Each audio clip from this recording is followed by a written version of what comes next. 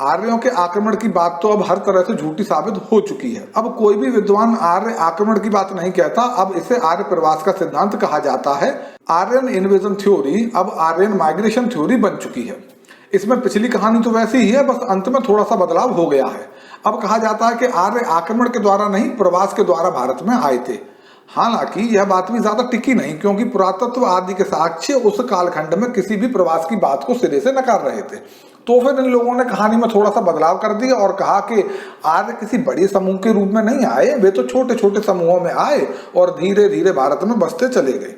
यानी यह थोड़े से विदेशी प्रवासी इतने कलाकार थे कि इन्होंने भारत के इतने सारे मूल निवासियों के दिमाग में से अचानक से उनका धर्म, सभ्यता, संस्कृति, इतिहास, भाषा आदि सब कुछ गायब कर दिया और अपना सब कुछ उसमें भर भी दिया। अब इनकी इस अद्भुत कहानी को अगर सच मान लें तो इसका मतलब होगा कि आर्य कोई बड़े वाले जादूगर रहे होंगे और मूल निवासी कोई बड़े वाले मूर्ख।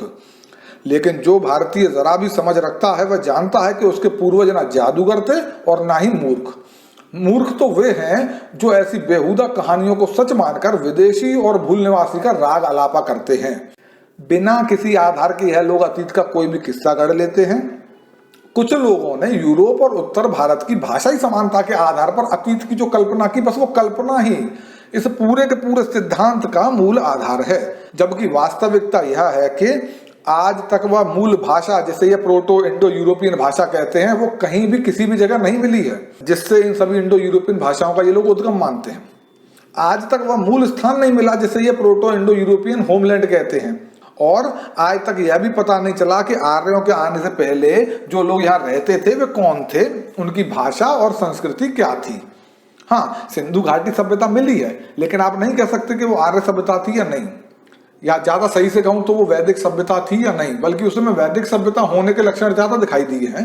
हालांकि हमें पता है कि उसकी लिपि अभी तक नहीं पढ़ी जा सकी, इसलिए भाषाई आधार पर नहीं कह सकते कि वे लोग इंडो आर्यन थे या कोई और थे।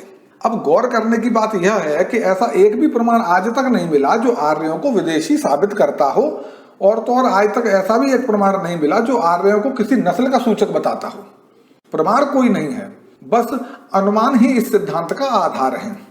अब इसमें दो आधारों पर तर्क गढ़े गए। पहला है लिंग्विस्टिक यानी भाषाई आधार, और दूसरा है टेक्सचुअल आधार यानी ऋग्वेद आदि में से इसे सिद्ध करना। केवल इन्हीं आधारों पर किए तर्क वितर्क पर यह सिद्धांत टिका रहा। ध्यान दीजिए, तर्कों पर, साक्ष्यों पर नहीं। तो अब हम इन्हीं लिंग्विस्टिक और टेक्सचुअल आधारों को परख कर देखेंगे कि इनके आधार पर टिका यह सिद्धांत कितना लॉजिकल है। वीडियो पसंद आने पर कृपया लाइक करें, शेयर करें और चैनल को सब्सक्राइब करके बेल आइकन ज़रूर दबा दें ताकि हमारे आने वाली वीडियोस की जानकारी सबसे पहले आप तक पहुंचे। धन्यवाद।